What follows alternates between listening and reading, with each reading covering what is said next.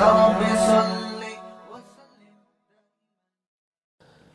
بسم اللہ الرحمن الرحیم. سورہ انعام کا رکوع نمبر 17 اور 8ویں پارے کا رکوع نمبر 4. اس کی تفسیر چل رہی تھی, آج اسی کو کنٹینیو کروں گا میں. اور ہم اس آیت تک پہنچے تھے آتوا حقہ یوم حصادہ ولا تسرفوا ان اللہ لا یحب المسرفین. پچھلے رکوع میں اس بات کا تذکرہ چل رہا تھا کہ اپنی طرف سے بتوں کے نام پہ چیزیں نامزد پیدا کر دیتے ہیں. پیدا کرنے والا اللہ ہے ان کھیتیوں کا, ان جانوروں کا. تو اللہ نے تمہیں اجازت دی ہے, کلوا من ثمرہ اذا اثمر, ان کے پھلوں میں سے کھاؤ جب یہ درخت پھل دینا شروع کر دیں. تمہیں اجازت ہے, اس میں کسی سے پرمیشن کی تمہیں ضرورت نہیں ہے. وآتوا حقہ یوم حصادہ, اور جب کھیتی کٹا کرے تو اس کا اللہ کا حق بھی نکالا کرو. تو میں نے عرض کیا تھا کہ جو مذہب مخالف لوگ ہیں وہ اللہ کے حق کو نہیں پہچانتے, یہاں تک کہ اگر وہ انسانیت پہ خرچ کرتے بھی ہیں تو وہ انسانوں کا حق سمجھ کے کر رہے ہوتے ہیں خرچ. دنیا میں بہت سے لبرل لوگ جو نام نہاد لبرل ہوتے ہیں, اسلام کو فالو نہیں کرتے, وہ بھی انسانیت کی خدمت کرتے ہیں, لیکن وہ اس کو اللہ کا حق نہیں سمجھتے. مسلمان کیا کرتا ہے, وہ انسان پہ بھی خرچ کرتا ہے, تو وہ کہتا ہے چونکہ مجھے خدا نے حکم دیا ہے اور یہ میں اس چیز کا مالک ہی نہیں ہوں, جب پیداوار کٹے گی نا تو یہ میری محنت سے نہیں ہے, تو پیدا تو فالق الحب والنوا, دانے اور گھٹلی کو پھاڑ کے تناور درخت بنانے والا اور ان بیلوں کو پیدا کرنے والا جو اوپر کی طرف چڑھ رہی ہیں ان میں پھل پیدا کرنے والا, یہ تو سب اللہ ہے. تو اللہ کا حصہ ہے جو پہلے نکالا جائے گا, غریبوں کو کھلایا جائے گا. تو اسلام میں غریب کو جو حصہ دیا جاتا ہے وہ اللہ کے آرڈر کی وجہ سے اور اللہ کے حکم کی وجہ سے, اس لیے اس کو اللہ کا حق سمجھا جاتا ہے اور اس کو ضروری سمجھا جاتا ہے. تو یہ بہت بڑا فرق ہے. اس لیے کافر کو اس کی نیکی پہ ذرہ برابر ثواب نہیں ملتا, لوگوں کی طرف سے تعریفیں مل جاتی ہیں. مسلمان کو اس کی نیکی پہ ثواب ملتا ہے کیونکہ وہ اس کو لازم سمجھ کے کر رہا ہے اور وہ یہ سمجھ کے کر رہا ہے کہ یہ اللہ کا ہم پر احسان ہے. کافر انسانیت کی خدمت کرتا ہے لیکن اللہ کا احسان مان کے نہیں. تو کتنا بڑا جرم ہے یہ کہ جو کھلا رہا ہے اس کو تو کچھ اس کا تو حصہ نکال نہیں رہے, اس سے تو پوچھ نہیں رہے کہ تیرا کیا حق بنتا ہے اس میں, اور جن کا آپ پر احسان نہیں ہے ان انسانیت پہ آپ کی خدمت آپ کر رہے ہیں. تو یہ بہت بڑی غلطی ہوتی ہے کافر سے, جس سے مسلمان محفوظ رہتا ہے. یہ آیت چونکہ مکی ہے, مکہ میں نازل ہوئی, تو عشر جو فرض ہوا تھا وہ مدینہ میں. میں آپ کو پہلے عشر کا بتا دوں. دیکھیں جو اللہ نے ہم پر مالی حقوق رکھے ہیں نا, ان مالی حقوق میں زکوٰۃ ہے جو 2.5% دی جاتی ہے 4 قسم کے اموال پر. ان میں اونٹوں پہ زکوٰۃ بھی ہے جو نسل بڑھانے کے لیے رکھے جاتے ہیں, جانوروں پہ زکوٰۃ ہے, اس کا ایک پورا نصاب ہے. تو اسی طرح اسلام میں کھیتی پر بھی ایک الگ سے زکوٰۃ ہے. وہ یہ کہ جب بھی آپ کی فصل کٹے گی تو اس فصل کی 2 قسمیں ہیں. ایک تو یہ ہے کہ جس کو آپ نے سال کے اکثر حصے خود سیراب کیا ہو, ٹیوب ویل کے ذریعے, کنویں کے ذریعے,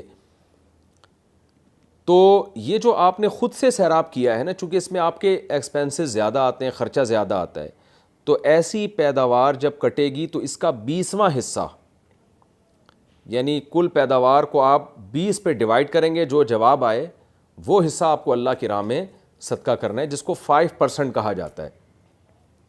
اور اگر یہ آسمانی پانی سے سیراب ہو رہی ہے, یعنی سال کے اکثر حصہ, یہ زیادہ تر, تھوڑا بہت تو آپ نے خود سیراب کر دیا اس کا اعتبار نہیں ہے, دیکھا جائے گا سال میں زیادہ تر کیا ہو رہا ہے.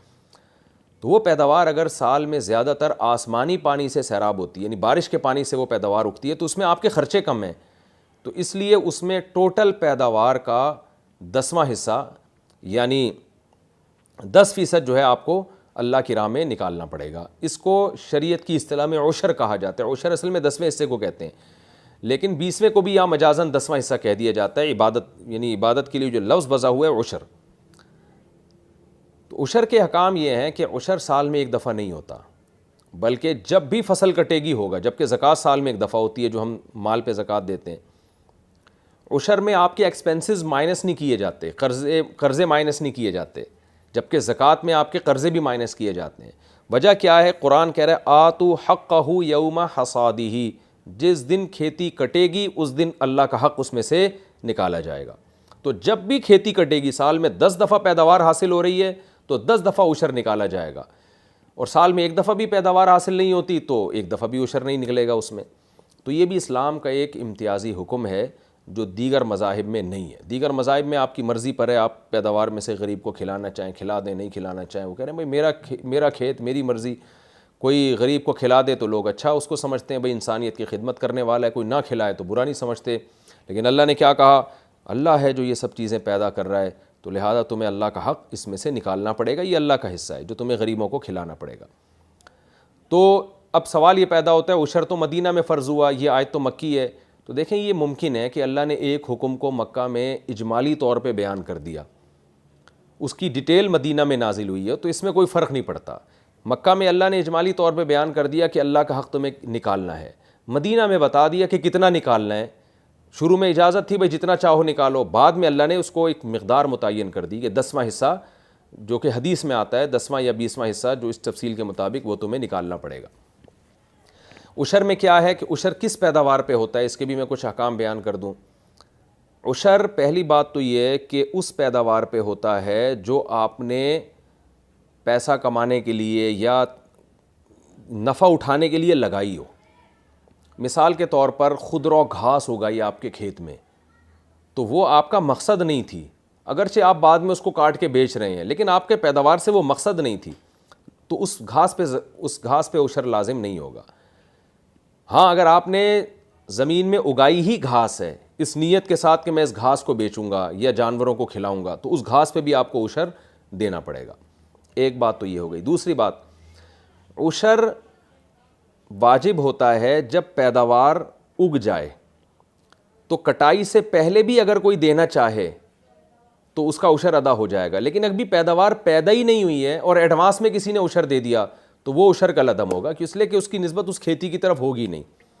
اس کی مثال ایسے، ابھی تک آپ کے پاس مال آیا ہی نہیں اور آپ نے زکوٰۃ دے دی اس مال کی، تو زکوٰۃ ادا نہیں ہوتی، لیکن مال آ گیا، سال گزرا نہیں ہے، سال گزرنے سے پہلے آپ نے ایڈوانس میں زکوٰۃ دے دی تو ادا ہو جاتی ہے۔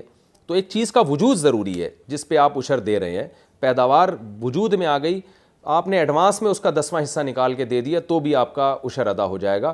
ہاں ادائیگی، یعنی اگر آپ کھیت جس دن کٹے گا تو ادائیگی اس دن آپ پر واجب ہوگی۔ ادائیگی کا مطلب اندازہ جو نصاب ہے نا کہ آپ پر کتنی عشر واجب ہے، یہ اس دن کا اندازہ ہوگا۔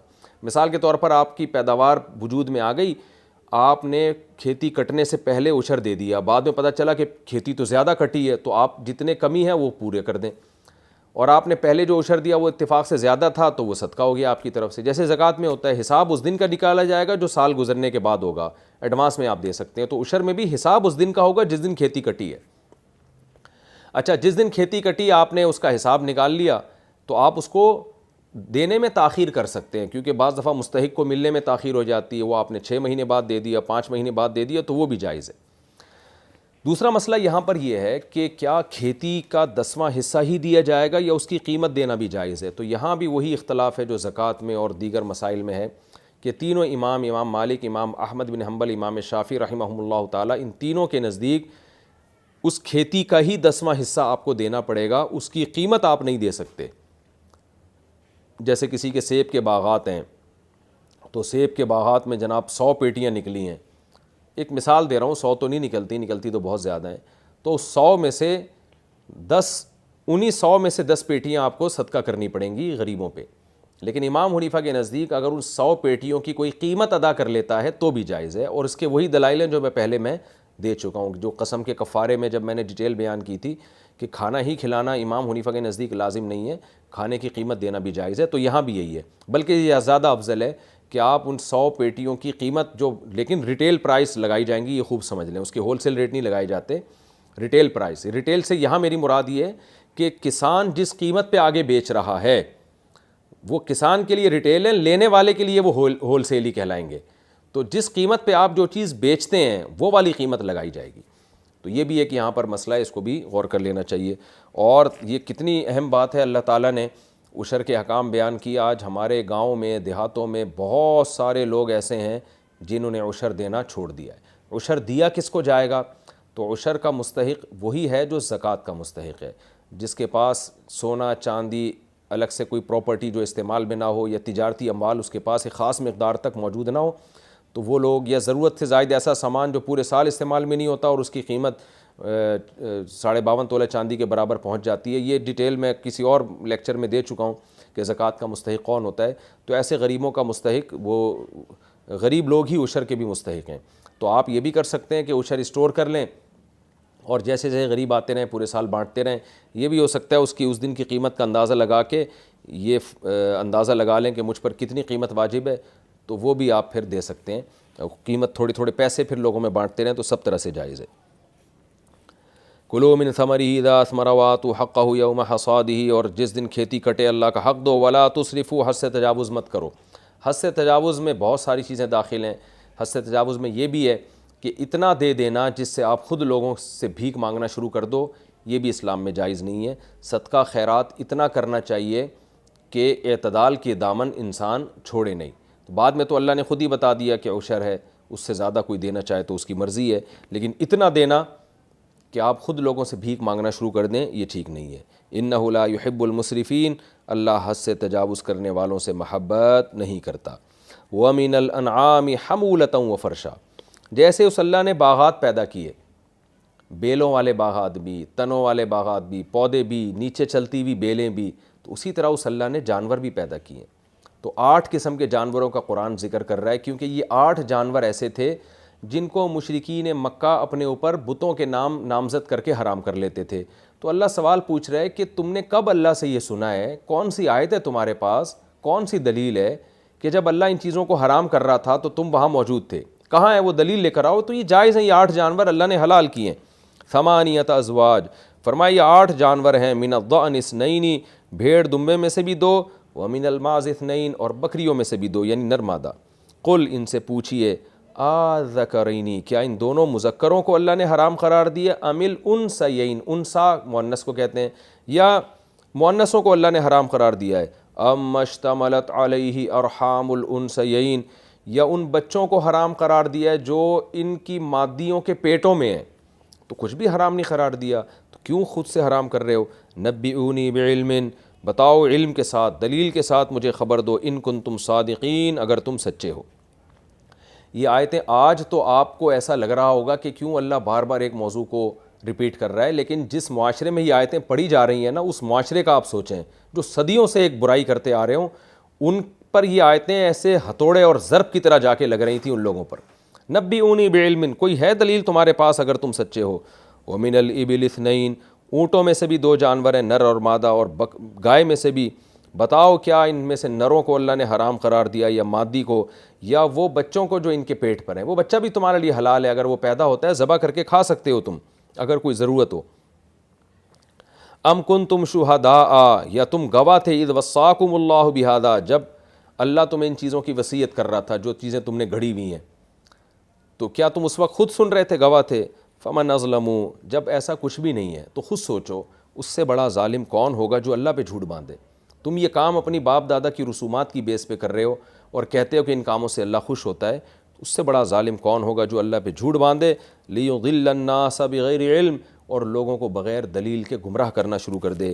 ان اللہ لا یہدی القوم الظالمین, اللہ ایسے ظالموں کو سیدھا راستہ نہیں دکھاتے. یہ ہمارا سورہ انعام کا رکوع نمبر 17 اور 8ویں پارے کا رکوع نمبر 4 کمپلیٹ ہو گیا. اب ہم شروع کرتے ہیں سورہ انعام کا رکوع نمبر 18 اور 8ویں پارے کا رکوع نمبر 5. حسب معمول اس رکوع کا سب سے پہلے لفظی ترجمہ ہوگا, پھر انشاءاللہ مختصر گرامر کے ساتھ, پھر انشاءاللہ اس کی تفسیر ہوگی. بسم اللہ الرحمن الرحیم. قل لا اجید فیما اوحی الی محرما, مجھے اب یہ خیال آ رہا ہے کہ میں اب یہ لفظی ترجمہ چھوڑ دوں, کیونکہ اب بہت ہو گیا ترجمہ. اب میرا خیال ہے آپ کو ترجمہ تفسیر کے دوران ہی یاد ہو جانا چاہیے تاکہ ہمارا ٹائم بھی بچے. تو اس رکوع کا تو میں لفظی ترجمہ کر دیتا ہوں, لیکن آئندہ جو اگلے ایپیسوڈ میں جو میرا انداز بیان ہوگا وہ یہ کہ ڈائریکٹ تفسیر شروع کر دوں گا, اسی دوران ترجمہ بھی آ جائے گا. اس سے فائدہ یہ ہوگا آپ کو کہ وقت بھی بچے گا, اور میرا خیال ہے کہ اب آپ کو اتنی تھوڑی بہت مہارت میرا خیال ہے ہو گئی ہے کہ اب آپ کو انگلی پکڑ کے پہلے ایک ایک لفظ کا لفظی ترجمہ, پھر گرامر, اس کی میرا خیال ہے اب ضرورت آپ کو انشاءاللہ نہیں ہوگی. تو وہ ترجمے اور تفسیر اکٹھا مرج کر کے ہی میں اسی دوران گرامر بھی بیان کر دوں گا, تو اس میں آپ کو دلچسپی انشاءاللہ آپ کی بڑھے گی. تو اتنا میرا خیال ہے آپ کے اندر جو پہلے لیکچر سے لیکچر سنتے آ رہے ہیں ان میں اتنی صلاحیت میرا خیال ہو چکی ہوگی.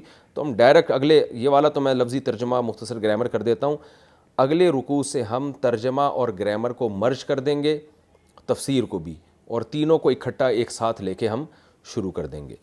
قل لا اجد فیما اوحی الی محرما، اے نبی آپ ان سے کہہ دیجئے لا اجد، میں نہیں پاتا، فی ما، اس چیز میں، اوحی الی، جو میری طرف وحی کی گئی ہے، جو میری طرف وحی کی گئی ہے اس میں تو میں نہیں پاتا، محرمن کسی چیز کو حرام، علی طاعم کسی کھانے والے پر، یطعمہ جو اس چیز کو کھا رہا ہو، یعنی کوئی شخص کسی چیز کو کھا رہا ہو تو اس کھانے والے پر اس چیز کو میں حرام نہیں پاتا اس وحی میں جو مجھ پر کی جا رہی ہے، الا، سوائے ان چیزوں کو میں حرام پاتا ہوں. وہ کیا چیزیں؟ ان یکون میتتن، کہ وہ جس چیز کو کھا رہا ہے وہ مردار ہو، او دمن مسفوحن، یا وہ خون ہو بہتا ہوا، او لحم خنزیر، یا وہ سور کا گوشت ہو، فإنہ رجس، اس لیے کہ سور کا گوشت تو ناپاک ہے، او فسقن، یا وہ کوئی گناہ کی چیز ہو، اوہل لغیر اللہ بہ، جس پر نام لیا گیا ہو اللہ کے علاوہ. تو اللہ کے علاوہ کا نام جس جانور پہ لیا جائے تو اس کو اللہ گناہ کی چیز کہتا ہے، فسق کہتا ہے. فَمَنِ اضْطُرَّ، پس وہ شخص جو مجبور کر دیا جائے، غیر باغن، اس حال میں کہ وہ بغاوت کرنے والا نہ ہو. یہاں بغاوت سے مراد یہ ہے کہ وہ، بغاوت کا مطلب یہ ہے کہ باغی بن کے کھا رہا ہو، لذت کی نیت سے کھا رہا ہو. تو جو مجبور ہو جائے اس حال میں کہ وہ اس میں حد سے تجاوز کرنے والا بھی نہ ہو، ولا عادن، عادن کا معنی بھی حد سے تجاوز کرنے والا، یعنی ایک خاص مقدار سے زیادہ کھانے والا بھی نہ ہو. فإن ربک، تو بے شک تیرا رب، غفور الرحیم، وہ معاف کرنے والا اور رحم کرنے والا ہے. وعلی الذین ہادوا، اور وہ لوگ جو یہودی تھے ان پر، حرمنا، ہم نے حرام کر دیا تھا، کل ذی ظفر، ہر کھر والے جانور کو، ظفر ناخن کو کہتے ہیں، ہر ناخن والے جانور کو، ومن البقر والغنم، اور اونٹ اور بکریوں میں سے بھی، حرمنا علیہم، ہم نے حرام کر دیا تھا ان کے اوپر. غنم میں جو ہے نا بھیڑ بھی آتی ہے، پورے ریوڑ ہوتے ہیں نا بکری اور بھیڑ کے، ان سب کو غنم کہا جاتا ہے. اور گائے اور بکریوں بھیڑوں کے ریوڑ میں سے، حرمنا علیہم، ہم نے ان پر حرام کر دیا تھا، شحومہما، ان دونوں جانوروں کی چربی کو، شحم کہتے ہیں عربی میں چربی، الا، مگر اس چربی کو، حملت ظہورہما، جو چربی ان کی پشتوں نے حملہ اٹھائی ہوئی ہو، ظہر کی جمع ظہور، یعنی پشت پہ جو چربی لگی ہوتی ہے وہ حلال تھی. اول حوایا، حوایا آنتوں کو کہتے ہیں، یا وہ چربی جو آنتوں پہ لگی ہوتی ہے وہ حلال تھی. او مختلطا، یا وہ چربی، اختلطا، ما کا معنی وہ، اختلطا جو خلط ملط ہو رہی ہو، بعظم، ہڈی کے ساتھ، جو ہڈی کے ساتھ چپکی ہوئی چربی ہوتی ہے وہ چربی حلال تھی. باقی ان دونوں جانوروں کی چربی ہم نے ان پر حرام کر دی تھی. ذالک، یہ جو تھا بدلہ، جزیناہم، یہ ہم نے ان کو بدلہ دیا تھا، ببغیہم، ان کی بغاوت کی وجہ سے. وَإِنَّا، اور بے شک ہم، انا اصل میں تھا انا نا، لصادقون، ضرور بھی ضرور سچ بولنے والے ہیں. فَإِن، پس اگر، کذبوک، یہ لوگ آپ کا انکار کریں، اے محمد صلی اللہ علیہ وسلم یہ آپ کی تکذیب کریں، فقل، تو کہہ دیجئے، ربکم، تمہارا رب، ذو رحمت واسعۃ، رحمت والا ہے وسعت والی، تمہارا رب بہت بڑی رحمت والا ہے. ولا یرد بأسہ، لیکن نہیں رد کی جاتی اس کی پکڑ، عن القوم المجرمین، مجرمین لوگوں سے. سیقول، عن قریب کہیں گے، الذین، وہ لوگ، اشرکو، جنہوں نے شرک کیا، کیا کہیں گے؟ لو شاء اللہ، اگر اللہ چاہتا، ما اشرکنا، ہم شرک نہیں کرتے، ولا آباؤنا، اور نہ ہمارے باپ دادا شرک کرتے، ولا حرمنا من شیء، اور نہ ہم کسی چیز کو حرام کرتے. کذالک کذب الذین من قبلہم، اسی طرح سے انکار کیا ہے ان لوگوں نے جو ان سے پہلے گزر چکے. حتی ذاقوا بأسنا، یہاں تک کہ انہوں نے ہماری سختی کا مزہ چکھ لیا، بأس سختی کو کہتے ہیں.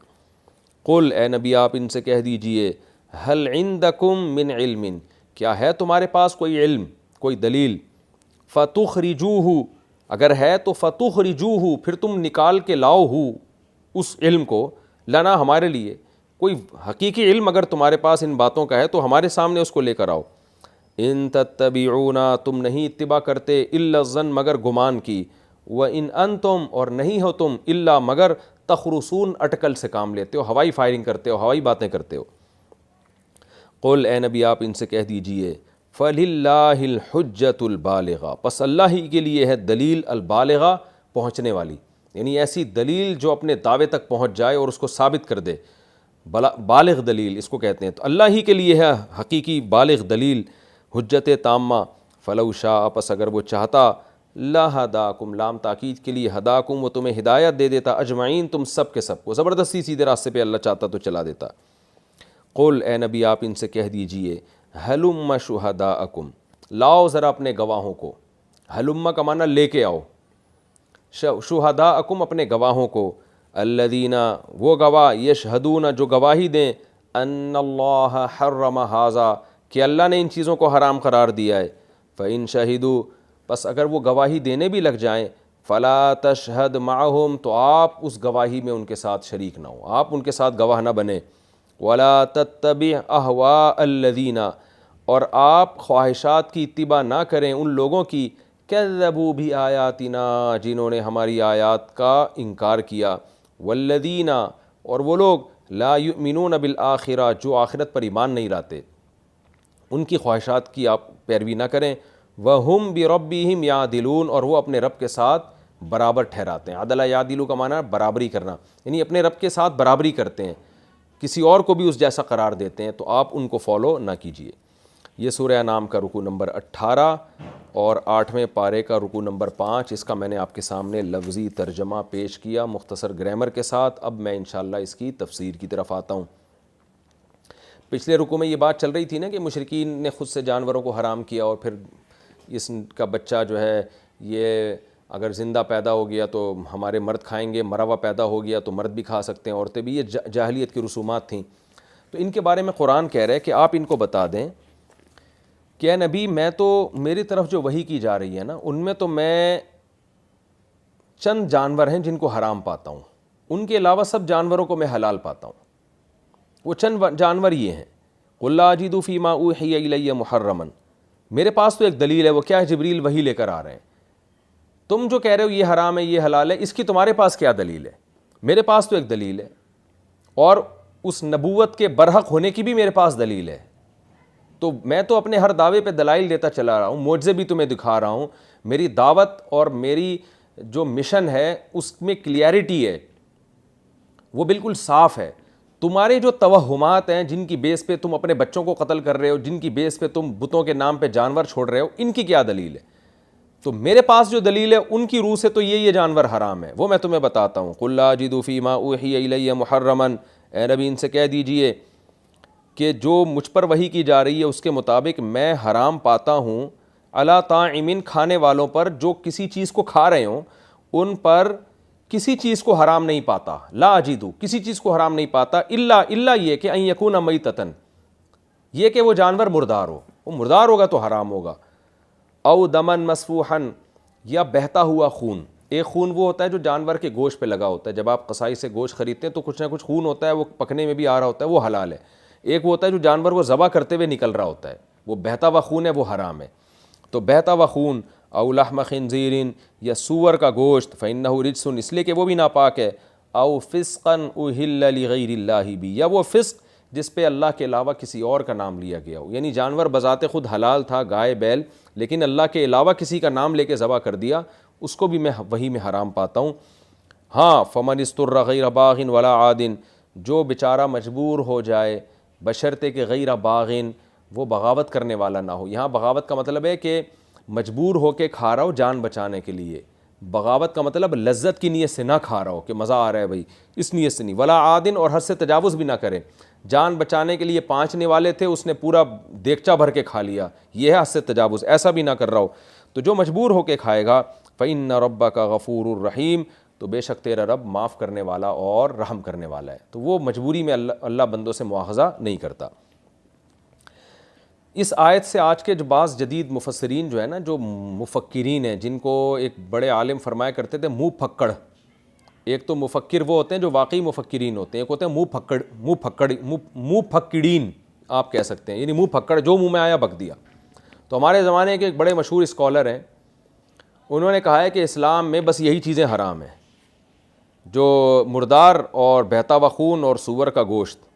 اور بار بار وہ کہتے ہیں کہ بس اس آیت کو آپ اپنے کمرے میں سجا لیں اور پتہ چل جائے گا کہ حلال حرام کیا ہے. اور یہ مولویوں نے جو بہت سی چیزوں کو کہتے ہیں نا، امام حنیفہ کے نزدیک یہ جانور حرام ہے، امام شافعی کے نزدیک یہ جانور حرام ہے، تو یہ پوری ڈیٹیل ہی ختم کر کے اس آیت پر عمل کرو، پتہ چل جائے گا کیا حرام ہے کیا حلال ہے. تو یہ خوب سمجھ لیں اس آیت کی غلط تفسیر ہے، اس لیے کہ اس آیت کے تحت تو صرف خنزیر حرام ہو رہا ہے، مردار حرام ہو رہا ہے، اور وہ جانور جس پہ اللہ کا نام نہ لیا جائے. تو اس سے تو کتے، بلی، چوہے، سانپ، ساری چیزیں حلال ہو رہی ہیں. حالانکہ اس پر تو پوری امت کا اجماع ہے کہ کتا بھی حرام ہے، بلی بھی حرام ہے، سور بھی حرام ہے، اور یہ حشرات الارض کیڑے مکوڑے بھی حرام ہیں. تو اس آیت کا مطلب یہ ہے کہ مشرکین نے جن چیزوں کو خود سے اپنے اوپر حرام کر لیا تھا، کچھ چیزیں تو ایسی تھیں جن کو مشرکین واقعی پہلے سے حرام سمجھتے تھے، جیسے کتے، بلی، سانپ. یہ تو دین ابراہیم میں ہمیشہ سے حرام تھی، یہ مشرکین مکہ نہیں کھاتے تھے. تو ان پر تو قرآن گویا بحث ہی نہیں کر رہا نا، یہ تو طے شدہ ہیں. تو وہ تو پہلے سے ہی حرام ہے نا، بہت ساری چیزیں ہیں، وہ تو تم بھی حرام سمجھتے ہو، ہم بھی حرام سمجھتے ہیں. تو یہاں ان چیزوں کا تذکرہ ہو رہا ہے، اس کو کہتے ہیں حصر اضافی. یہ جو قرآن نے کہا نا کہ صرف یہ والی چیزیں حرام ہیں، تو یہاں صرف کا مطلب ایک خاص نوعیت کا صرف ہے. جیسے اس کی مثال ایسے، جیسے ایک آدمی آپ کے سامنے آیا اور کہے کہ بھئی جو ہے ڈاکٹر نے، مثال کے طور پر آپ کسی ڈاکٹر کے پاس گئے، ڈاکٹر سے آپ پوچھ رہے ہیں ڈاکٹر صاحب میں کن کن چیزوں سے پرہیز کر سکتا ہوں، تو ڈاکٹر کہتا ہے صرف چاول سے آپ پرہیز کریں، باقی سب کھا سکتے ہیں. تو آپ نے کیا کیا، زہر بھی کھانا شروع کر دیا، آپ نے جناب وہ پتھر کھانا شروع کر دیے. اب آپ جب مرنے لگے تو ڈاکٹر آپ سے پوچھ رہا ہے کہ بھئی یہ کیوں تم نے کھایا، تو آپ کہیں ڈاکٹر صاحب آپ نے کہا تھا صرف چاول سے پرہیز کرنا ہے. تو ڈاکٹر کہے گا کہ جو چیزیں طے شدہ تھیں جن سے پرہیز ہر آدمی کو کرنا ہے، وہ تو طے شدہ ہیں، ان کو تو الگ سے بیان کرنے کی ضرورت ہی نہیں ہے. پتھر کون کھاتا ہے، زہر کون کھاتا ہے. تو میرا یہاں صرف سے مراد یہ تھا کہ جن چیزوں سے بیمار لوگ عام طور پہ پرہیز کرتے ہیں، جیسے ٹھنڈا پانی ہے، کھٹا ہے، تیز مرچیں ہیں، تو آپ کو اتنے تکلف کی ضرورت نہیں ہے. ان چیزوں میں سے صرف چاول سے آپ پرہیز کریں، باقی سب چیزیں کھا سکتے ہیں آپ. تو یہاں صرف ایک محدود چیزوں کے لحاظ سے صرف کہا جا رہا ہوتا ہے. اس کو کہتے ہیں حصر اضافی. اضافی کا معنی نسبت، یعنی ایک خاص نسبت سے صرف کا لفظ استعمال ہو رہا ہے. تو یہاں بھی لا اجد فیما اوحی الی محرما، کہ جو چیز جو مجھ پر وحی کی جا رہی ہے اس کے مطابق میں کسی چیز کو حرام نہیں پاتا، صرف ان چیزوں کو پاتا ہوں. تو یہاں بھی صرف یعنی جو حصر ہے یہ اضافی ہے. کیا مطلب؟ جو چیزیں پہلے سے حرام چلی آ رہی ہیں دین ابراہیمی میں، اور جن کو میں بھی حرام کر چکا ہوں، وہ تو تم بھی مانتے ہو، ہم بھی مانتے ہیں، لیکن کچھ چیزیں ایسی ہیں جو تم نے خام میں حرام کی ہوئی ہیں. تو تم جن چیزوں کو حرام سمجھتے ہو ان میں یہ والی چیزیں تو حرام ہیں، اس کے علاوہ کوئی حرام نہیں ہے. تو یہ والی چیزیں حرام ہے کون سی؟ میتتن، مردہ ہونا چاہیے، تم اس کو حلال سمجھتے ہو، حالانکہ ہم اس کو حرام سمجھتے ہیں. دمم مسفوحن، بہتا ہوا خون، تم اس کو حلال سمجھتے ہو لیکن ہم اس کو حرام سمجھتے ہیں. او لحم خنزیر، خنزیر کا گوشت تم اس کو حلال سمجھتے ہو لیکن ہم اس کو حرام سمجھتے ہیں. اسی طرح جس جانور پر اللہ کے علاوہ کا نام لیا جائے تم اس کو حلال سمجھتے ہو لیکن ہم اس کو حرام سمجھتے ہیں. اس کے علاوہ جو چیزیں ہیں وہ حلال ہیں جن کو تم حرام سمجھتے ہو. وہ کیا ہے؟ غیر اللہ کے نام پہ جانور نامزد کر کے اس کو حرام کر دینا. ہم اس عمل کو حرام سمجھتے ہیں، اور یہ عمل کو ہم یعنی ہم اس طریقے سے جانور کے حرام کر دینے کو جائز نہیں سمجھتے. یہ اللہ نے حلال کیا ہے تو اس کو اپنے اوپر اس طرح کی پابندیاں کر کے حرام مت کرو. اسی طرح یہ جو تم کہتے ہو بچہ پیدا ہو گیا تو یہ عورتوں پہ حلال ہے، مردوں پہ حرام ہے، یا مردوں پہ حرام، اور تو یہ بھی تمہارا خود ساختہ مذہب ہے، اس کو بھی ہم نہیں مانتے. تو یہ مفہوم ہے اس آیت کا، خوب سمجھ لیں. اس جیسی اور بھی قرآن میں کچھ آیتیں ہیں جس سے آج کل کے مپھکڑ لوگ جو ہیں وہ غلط استدلال کرتے ہیں. فَمَنِ اسْتُرَّ غَيْرَ بَاغٍ وَلَا عَادٍ فَإِنَّ رَبَّكَ غَفُورٌ رَحِيمٌ. جو مجبوری میں کھائے گا تو اللہ غفور الرحیم ہے. اب ایک سوال پیدا ہوتا ہے، اچھا جی صرف یہی چیزیں حرام ہیں، اس کے علاوہ جو جانور ہیں، چوپائے ہیں، گائے بکری، وہ حلال ہیں، تو پھر اہل کتاب کیوں حرام سمجھتے ہیں؟ اہل کتاب تو نہ مرغی کھاتے ہیں، نہ شتر مرغ کھاتے ہیں، یہودی یعنی، اور اونٹ بھی حرام تھا. تو اس کی اللہ نے وجہ بیان کی، وہ اصل وضع کے اعتبار سے یہ چیزیں حرام نہیں ہیں، بلکہ ایک وقتی پابندی تھی جو ہم نے یہودیوں پہ لگائی ان کی بدعمالیوں کی وجہ سے. تو وہ وقتی پابندی وقت کے ساتھ تھی، وہ اب ختم ہو گئی ہے. تو اس بیس پہ اونٹ کو اپنے اوپر حرام نہ قرار دو کہ یہودی نہیں کھاتے، یا مرغی کو حرام نہ قرار دو کہ یہودی نہیں کھاتے. وہ ایک وقتی پابندی تھی جو ختم کر دی گئی ہے.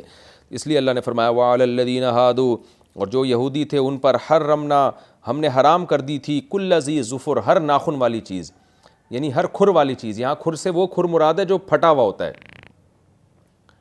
جو پھٹا ہوا نہیں ہوتا کھر. جیسے بکری کے جو کھر ہیں نا وہ تو درمیان سے چرے ہوئے ہوتے ہیں، گائے کے کھر بھی درمیان سے چرے ہوئے ہوتے ہیں، تو وہ مراد نہیں ہے. وہ وہ یہودی بھی کھاتے تھے.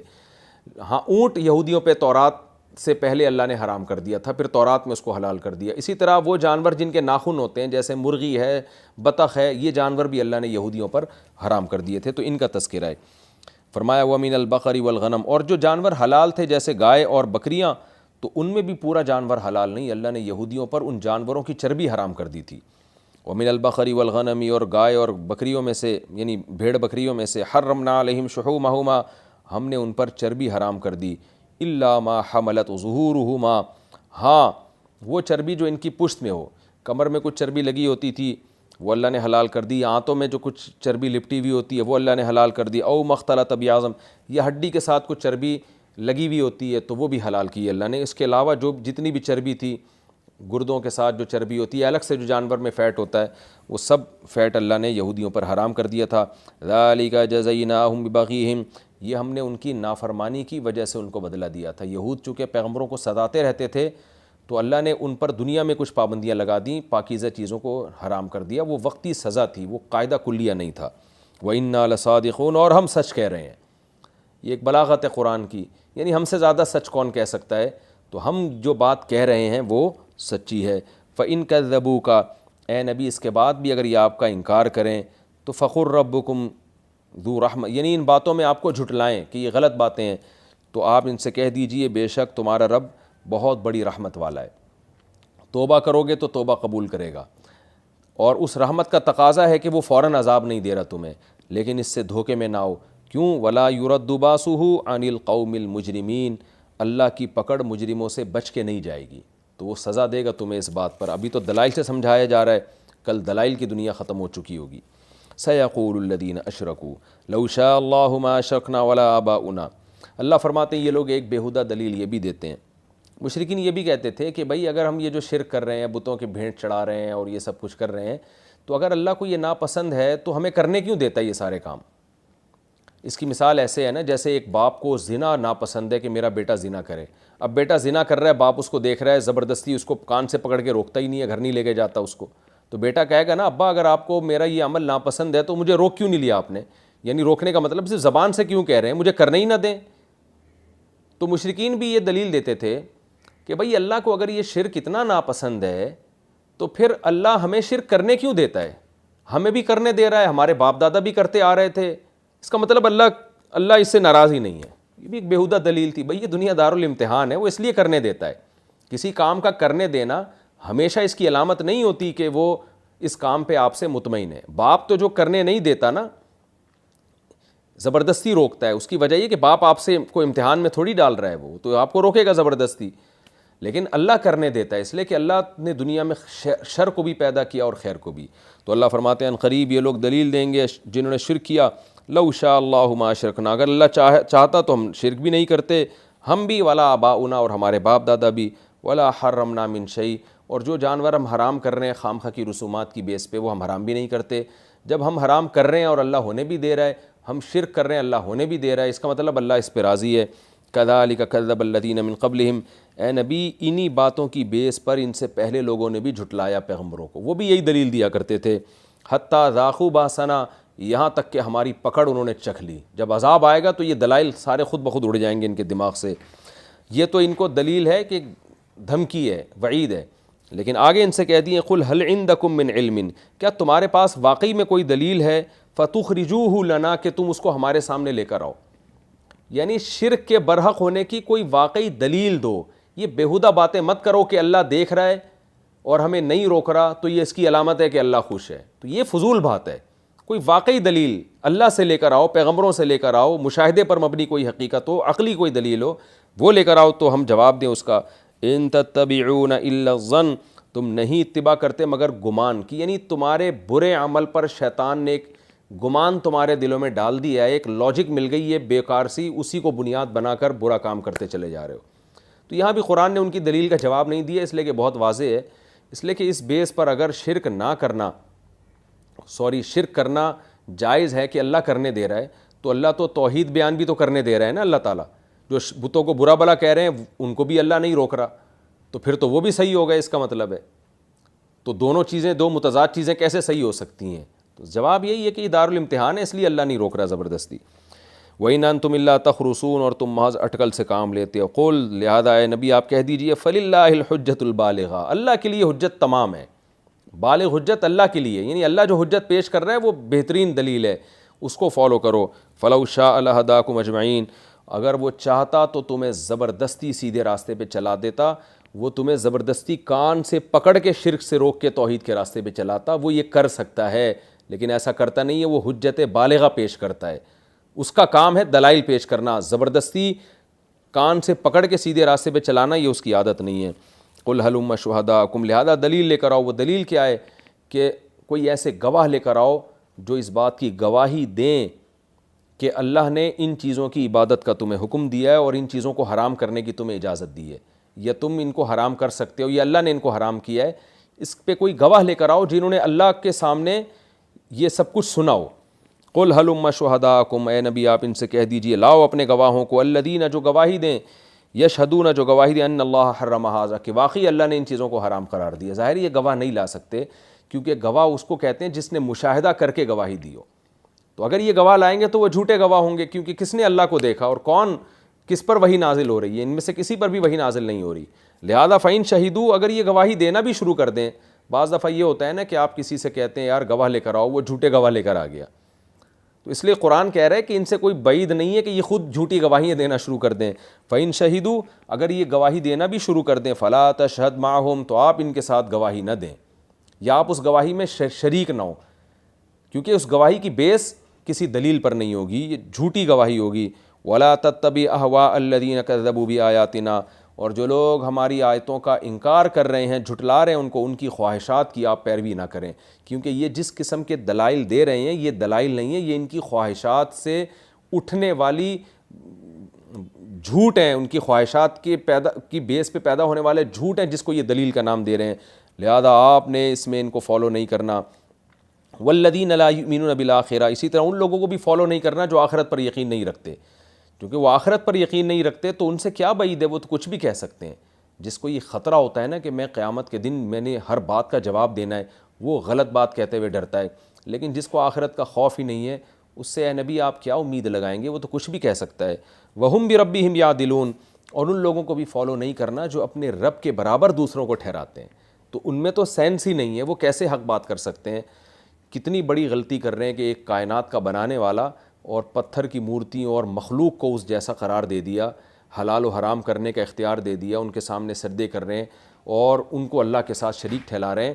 تو جن لوگوں میں اتنی بھی سینس نہیں ہے, یعنی دیکھیں کسی کو فالو کیا جاتا ہے اس لیے کہ وہ آپ سے زیادہ ذہین ہے, اس کا اللہ نے جواب دے دیا یہ بے وقوف ہیں, یہ مخلوق کو خدا کے ساتھ شریک کر رہے ہیں, تو بے وقوف ہیں, اس وجہ سے ان کو فالو نہ کریں. بعض دفعہ کسی کو اس لیے فالو کیا جاتا ہے کہ آپ کو پتہ ہے کہ یہ اگرچہ بہت ذہین نہیں ہے لیکن یہ جو بات کرتا ہے یہ اپنے مفاد کو سامنے رکھ کے نہیں کرتا بلکہ حق کا متلاشی ہے, تو اس کا جواب دے دیا کہ یہ آخرت پر ایمان نہیں رکھتے. جس کو حساب و کتاب کا خوف ہی نہیں ہوتا ہے اس میں غالب یہ ہے کہ وہ حق کو سامنے رکھ کے بات نہیں کرے گا. جس کو جواب دہی کا خوف ہوتا ہے وہ حق سامنے رکھتا ہے, اس کو خطرہ ہوتا ہے کہ بھئی مجھے سزا ملے گی, تو اس لیے اس بیس پر بھی ان لوگوں کو فالو نہ کریں. تو یہ رکوع تھا ہمارا جو کمپلیٹ ہو گیا, سورہ انعام کا رکوع نمبر 18 اور 8ویں پارے کا رکوع نمبر 5. تو اس رکوع کا لفظی ترجمہ اور تفسیر الحمدللہ مکمل ہو چکی ہے. اب ہم اگلے ایپیسوڈ میں انشاءاللہ سورہ انعام کا رکوع نمبر 19 اور 8ویں پارے کا رکوع نمبر 8 انشاءاللہ ہم شروع کریں گے. اللہ تعالی ہمیں سمجھنے کی, عمل کرنے کی توفیق عطا فرمائے. وما علینا الا البلاغ.